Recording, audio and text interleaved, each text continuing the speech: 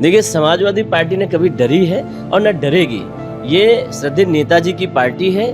भाजपा संगठन बहुत मजबूत है, मगर ये हमसे सीखी हुई है। वो बात जो उन्होंने बोला था उसमें, वो तो छोटा सा क्लिप काट के बाहर कर दिया गया। ये रणनीति सिराजे हिंद की धरती जौनपुर से इस समय पूर्व विधान परिषद प्रत्याशी समाजवादी पार्टी डॉक्टर मनोज यादव जी हैं।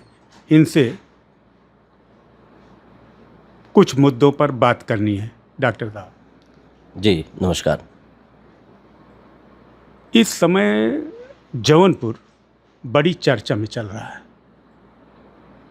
आरोप प्रत्यारोप एक दूसरे के ऊपर लगा रहे हैं माफिया, और दो लोग तो घुसे ही थे, चल ही रहा था वाक़िद।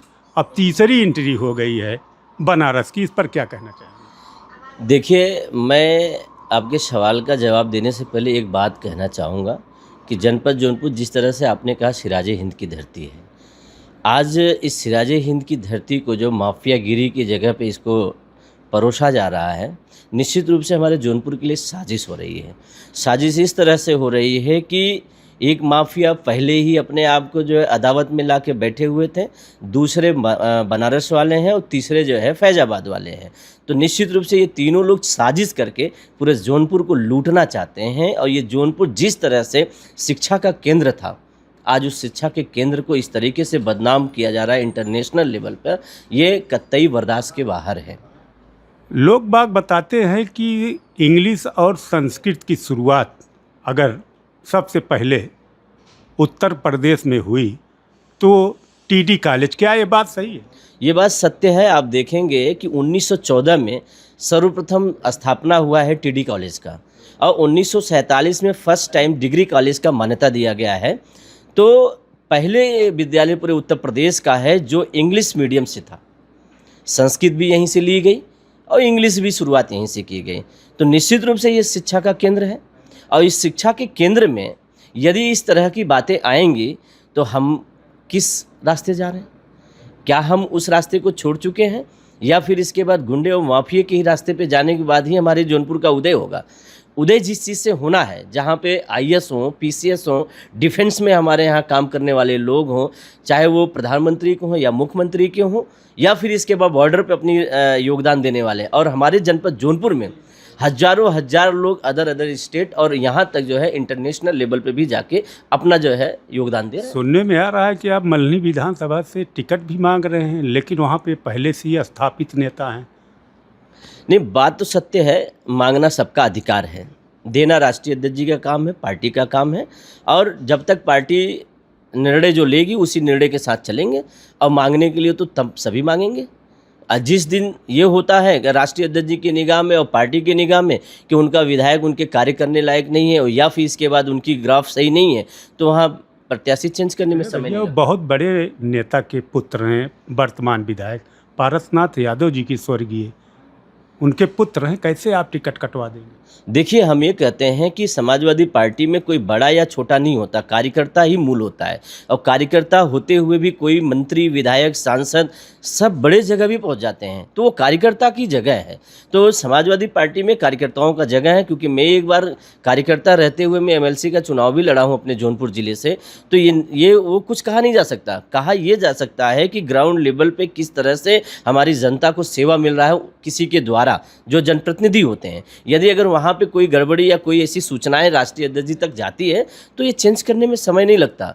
यहाँ पे जगदीश सोनकर भी जो है मौजूदे में विधायक थे, मंत्री थे, और उनके कार्य अच्छे नहीं थे। हमारे समाजवादी पार्टी के कार्यकर्ताओं ने उनकी बात की बताया कि इस तरीके के व्यक्ति हैं, फ़ोन नहीं उठाते, काम नहीं करते, तो उनका टिकट कट गया।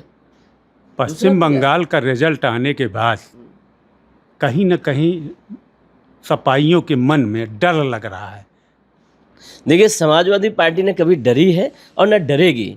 ये श्रद्धेय नेताजी की पार्टी है। ये खून और पसीना बहाती है सड़कों पर और अन्याय के खिलाफ लड़ती है, और अन्याय के खिलाफ हमेशा लड़ के नेताजी ने पार्टी को यहाँ पे पहुँचाया है। तो हम उसी पार्टी के जो है उपजे हुए लोग हैं। आप ये जान लीजिएगा कि लड़ना हमारा धर्म है, और जब तक जो है अन्याय होता रहेगा लड़ेंगे। तो ये नहीं है कि हम बंगाल में हुआ, बिहार में हुआ तो उससे डर गए। हमारी स्ट्रेटेजी चलती है, चेंज होती रहती है। हमेशा हम लोग ध्यान देते हैं कहाँ पे गड़बड़ी है, उस गड़बड़ियों को हम लोग ने ढूंढ लिया है कि भाजपा कहाँ पे क्या गड़बड़ी करती है। इनके विधायक जो जीतते हैं 4,000, 5,000, 2,000 से जीतते हैं, और वो कौन करता है? ये जो अधिकारी होते हैं, जो बीजेपी में बैठे हुए हैं, वो कटौती करते हैं वोटों की। और अरे किसी डॉक्टर साहब, भाजपा का संगठन बहुत मजबूत है और आपका संगठन कहीं पे टिक नहीं पाता है। आपको बताएं भैया कि भाजपा संगठन बहुत मजबूत है, मगर ये हमसे सीखी हुई है। और आप देखेंगे नेताजी ज़मीन पे बैठने वाले नेता हैं, और फिर कार्यकर्ताओं को फिर एक एक बूथ पे आज भी उत्तर प्रदेश में बिना पैसे, बिना पेड के जो है कार्यकर्ता अगर किसी के पास हैं तो वो समाजवादी पार्टी के पास हैं, ये ना भूलें वो। आपके नेताजी बहुत समझाते हैं, लेकिन आपके कार्यकर्ता, आपके नेता अनुशासन में नहीं रहते हैं। हमेशा अनुशासन में रहते हैं। नेताजी जो काम देते हैं उस काम पे अभी आपके एक नेताजी राजकुमार भाटी जी बोल दिए, माहौल गड़बड़ा गया। नहीं, ऐसा तो कुछ उन्होंने नहीं बोला। ये लिखी हुई आप देखे होंगे किस तरीके से, आप देखे होंगे। मैं कहना नहीं चाहता कि मतलब आप भी राजकुमार भाटी के बातों का समर्थन कर रहे हैं। नहीं, समर्थन की बात नहीं कर रहे हैं। जिस तरीके से एक बात जो उन्होंने बोला था उसमें, वो तो छोटा सा क्लिप काट के बाहर कर दिया गया। ये रणनीति और ये स्ट्रेटजी जो भाजपा वाले इस्तेमाल करते हैं गुमराह करने का, वो तो गुमराह करके उनके IT सेल वाले जो है ओपन कर देते हैं। व्हाट्सएप यूनिवर्सिटी जो चलती है उनकी, उस पर शो करते हैं। मगर जो कहावत है, पुरानी कहावत, आप हमसे सीनियर जानते भी हैं। पुरानी कहावतें तो बहुत कुछ हैं, अगर आप उसको सड़क पे ले आएंगे तब तो सामाजिक ताना बाना टूट जाएगा। तो हाँ, इसी चीज़ को हम इसको नहीं कहना चाहते हैं कि ये कहीं से जो है कंट्रीब्यूटर्स हो, कहीं से लड़ाई हो, झगड़े या किस तरीके से सामाजिक ताना बाना में इस तरीके से आए।